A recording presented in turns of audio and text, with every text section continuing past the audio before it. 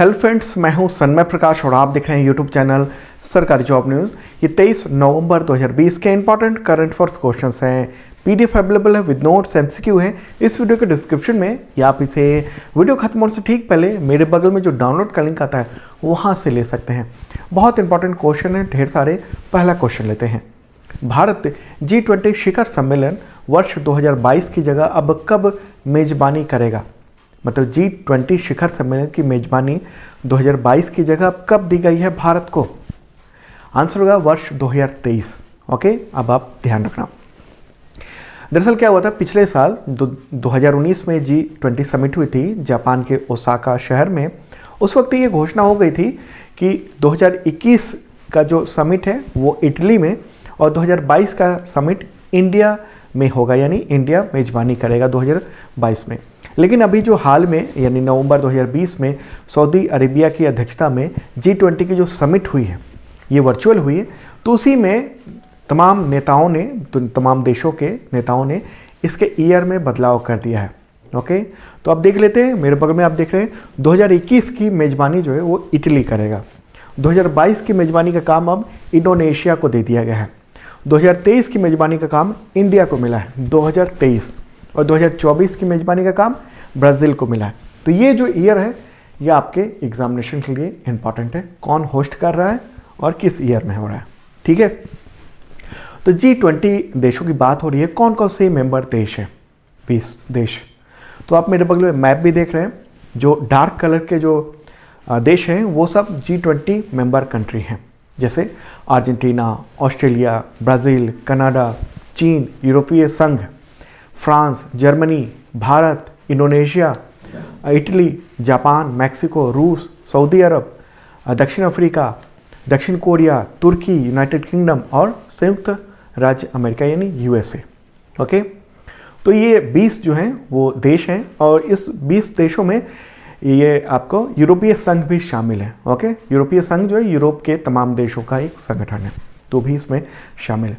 और ये जो तमाम देश हैं जो मेंबर कंट्री हैं वो मिलकर दुनिया की जीडीपी का 85% हिस्सा बनाते हैं, तो इसलिए ये बहुत ही इंपॉर्टेंट G20 होता है। तो चलिए आगे बढ़ते हैं। अगला क्वेश्चन भी G20 से ही रिलेटेड है। क्वेश्चन होगा, G20 शिखर सम्मेलन की अध्यक्षता वर्ष 2020 में किस देश ने की? मुझे लगता है सबको पता होगा, मैंने पहले ही जिक्र कर दिया। आंसर होगा सऊदी अरब। ओके, और ये जो शिखर सम्मेलन है वो वर्चुअली हुआ, और इसकी थीम क्या थी? इंपॉर्टेंट बात है, सभी के लिए 21वीं सदी के अवसरों का एहसास। ओके, ये थीम थी। और G20 जो शिखर सम्मेलन है वो उसका फोकस खास तौर पे कोरोना महामारी के प्रभाव, भविष्य में जो स्वास्थ्य सुरक्षा होगी उसके लिए क्या किया जाए, वैश्विक जो अर्थव्यवस्था है उसको कैसे पुनर्जीवित किया जाए, मतलब कोविड-19 की वजह से जो हालात ख़राब हुए हैं दुनिया भर के देशों की अर्थव्यवस्था की, वो कैसे ठीक हो। ओके, और इसके अलावा फाइनेंशियली जो गड़बड़ियाँ हैं ख़ास तौर पर जो आतंकवाद को लेकर, तो उस पर भी बात हुई है। ठीक है, तो एक इम्पॉर्टेंट बात है, और इसमें भारतीय प्रधानमंत्री नरेंद्र मोदी ने काफ़ी कुछ कहा भी। उन्होंने ये कहा कि कोरोना महामारी के चलते पूरी दुनिया जो है सेकेंड वर्ल्ड वार जैसे हालात को फेस करे। सेकेंड वर्ल्ड वार कहने का मतलब कि सेकेंड वर्ल्ड वार के बाद जो आर्थिक हालात ख़राब हुए थे, ऐसी स्थिति देखने को मिल रही है। ओके, वर्ल्ड वार मतलब आप लड़ाई की, युद्ध का स्थिति मत समझ लेना। उसके बाद जो फाइनेंशियल कंडीशन हुई थी उसकी बात हो रही है। और उन्होंने दुनिया के लिए एक नया वैश्विक सूचकांक विकसित करने का भी सुझाव दिया है।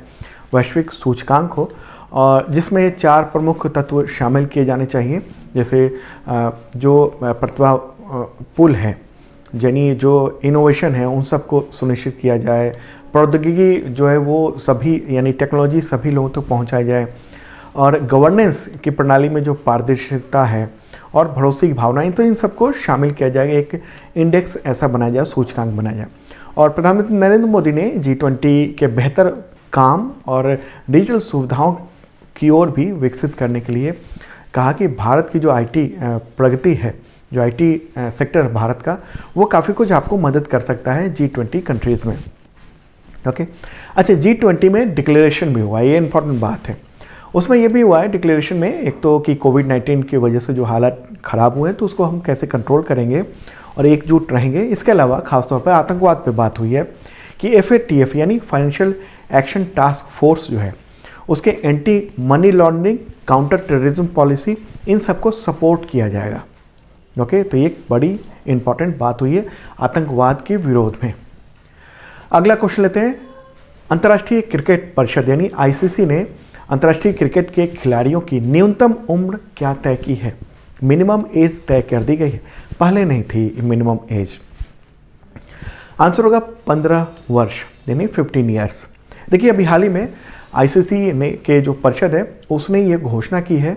ICC बोर्ड ने खिलाड़ियों की सुरक्षा को ध्यान में रखते हुए कहा है कि हमने ये नियम बनाया है, और जो नया जो एज लिमिट है यानी लोअर एज लिमिट वो ICC के टूर्नामेंट, द्विपक्षीय क्रिकेट और अंडर 19 जो क्रिकेट है उन सब पर लागू होगा, यानी ICC से रिलेटेड जो भी क्रिकेट होंगे उसमें ये लागू होगा।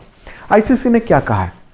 ICC ने अपने बयान में कहा है कि पुरुषों के किसी भी प्रारूप के खेलने के लिए या महिलाओं या फिर अंडर 19 अंतर्राष्ट्रीय क्रिकेट खिलाड़ियों की जो अब न्यूनतम उम्र होगी वो 15 वर्ष होनी चाहिए। और ये भी कहा गया है कि अगर कोई आता है 15 साल से कम का भी है व्यक्ति और वो चाहता है कि खेले हम अंतर्राष्ट्रीय, तो उसको कुछ टेस्ट होंगे, उनके जो क्राइटेरिया है खेलने के अनुभव, मानसिक विकास और बहुत सारी चीज़ों को वो झेल पाता है कि नहीं उसका टेस्ट किया जाएगा, देखा जाएगा, उसके बाद फिर उसको परमिशन दी जा सकती है। अच्छा, इससे पहले जो है अंतर्राष्ट्रीय क्रिकेट को लेकर कोई भी एज लिमिट, लोअर लिमिट में कोई भी लिमिट नहीं थी, मतलब ऐसा नहीं था कि 15 साल या 14 साल कितने साल के खेलें। ओके, कोई भी खेल सकता था। आगे बढ़ते हैं और अगला क्वेश्चन लेते हैं। जमात उद दावा के सरगना और मोस्ट वांटेड, भारत का जो मोस्ट वांटेड है वो आतंकी हाफिज सईद, उसे किस देश ने 10 साल की सज़ा सुनाई है?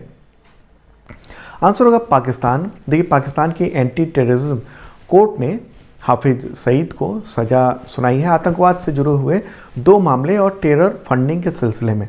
ओके, और हाफिज सईद के कुछ और लोग हैं, उसका जो सरगना के उसके जो दोस्त हैं, उसके जो साथ काम करने वाले हैं, उनको भी सज़ा सुनाई गई है वहाँ पर। ओके, और जो संपत्ति है वो भी जब्त करने का आदेश दिया गया है। देखिए हाफिज सईद जो है वो 2008 का जो मुंबई हमला हुआ था उसका भारत की ओर से वो दोषी है। ओके, और भारत में 10 पाकिस्तानी आतंकवादियों ने 6 अमेरिकियों के साथ साथ 166 लोगों की हत्या कर दी थी। टोटल 166 लोगों की मुंबई टेरर अटैक के दौरान। ओके, और वो 17 जुलाई 2019 में पाकिस्तान में गिरफ्तार किया गया था टेरर फंडिंग को लेकर। और ये माना जा रहा है कि पाकिस्तान में ये जो सज़ा दी गई है हाफिज सईद को, ये FATF की कार्रवाई से बचने के लिए की गई है। FATF मतलब फाइनेंशियल एक्शन टास्क फोर्स, उससे बचने के लिए। आपको पता ही होगा, मैंने पहले बताया हुआ है कि पाकिस्तान जो है वो FATF के ग्रे लिस्ट में है और ब्लैक लिस्ट होने का खतरा है उस पर। तो ग्रे लिस्ट में होने की वजह से पाकिस्तान को काफ़ी फाइनेंशियली दिक्कत का सामना करना पड़ रहा है। ग्रे लिस्ट होने की वजह से कोई बाहर से फंड देने में बहुत सारे रुकावटें हैं अभी। ओके, तो इसकी वजह से एक तरह से ग्रे लिस्ट से बचने के लिए या फिर आगे जो ब्लैक लिस्ट होने का खतरा है उससे बचने के लिए ये कदम पाकिस्तान ने उठाया है और भारत के लिए ये अच्छी बात है। आगे बढ़ते हैं, अगला क्वेश्चन लेते हैं। उससे पहले बता दूं कि 2020 का करंट अफेयर्स अवेलेबल है जनवरी से अक्टूबर तक का, आप देख सकते हो। तमाम एग्जामिनेशन में काम आएंगे। MCQ है, उसके साथ साथ नोट्स भी है। जैसे मैं डिटेल बताता हूँ ऐसा ही उसमें दिया हुआ रहता है। और 2019 का भी करंट अफेयर्स PDF अवेलेबल है इस वीडियो के डिस्क्रिप्शन में, जरूर देखना। अगला क्वेश्चन लेते हैं। राष्ट्रीय नवजात सप्ताह कब मनाया जाता है? आंसर होगा 15 से 21 नवंबर। उद्देश्य क्या है? तो नवजात शिशु हैं उसके स्वास्थ्य और को कैसे बेहतर किया जाए, सुविधाएं कैसे बेहतर किया जाए, ओके, और मृत्यु दर कैसे कम हो, ये इम्पॉर्टेंट बात है, उद्देश्य है। और इस सप्ताह में जो 2020 का है उसका विषय क्या है, थीम क्या है? हर स्वास्थ्य केंद्र और हर जगह हर नवजात शिशु के लिए गुणवत्ता, समानता और गरिमा, ये है थीम। अगला क्वेश्चन लेते हैं। भारत रत्न डॉक्टर अंबेडकर अवार्ड 2020 किस अभिनेत्री को दिया गया? यहाँ पर बात हो रही है एक्ट्रेस को, डॉक्टर अंबेडकर अवार्ड। आंसर होगा ऋचा चड्ढा। ओके, उनके सिनेमा में जो योगदान है उसके लिए ये दिया गया है। महाराष्ट्र के जो गवर्नर है भगत सिंह कोश्यारी, तो उन्होंने ये अवार्ड सौंपा ऋचा चड्ढा को। और इससे पहले एक्टर सुनील शेट्टी को भी ये अवार्ड मिल चुका है 2020 में ही। ओके, ऋचा चड्ढा आप सभी जानते ही हैं, उनकी फिल्में अच्छी खासी होती हैं। आगे बढ़ते हैं, अगला क्वेश्चन लेते हैं। विश्व इकोनॉमिक फोरम यानी वर्ल्ड इकोनॉमिक फोरम के 36 वैश्विक शहरों की सूची में भारत के कितने शहरों को जगह दी गई है? कितने शहर भारत के शामिल हैं इसमें? आंसर होगा 4। कौन कौन से हैं? बेंगलुरु, फरीदाबाद, इंदौर और हैदराबाद। तो ये 4 शहर को भी शामिल किया गया है उसमें कि जो अभी हालात हैं तकनीक के, उसके शहरों में रहन सहन, इन सब को लेकर ये बनाए गए हैं इतने शहरों को। ओके, और ये कहा गया है कि कोविड-19 की वजह से शहरों में नई तकनीक को अपनाने की जो गति है उसमें तेज़ी आई है इन सभी शहरों में।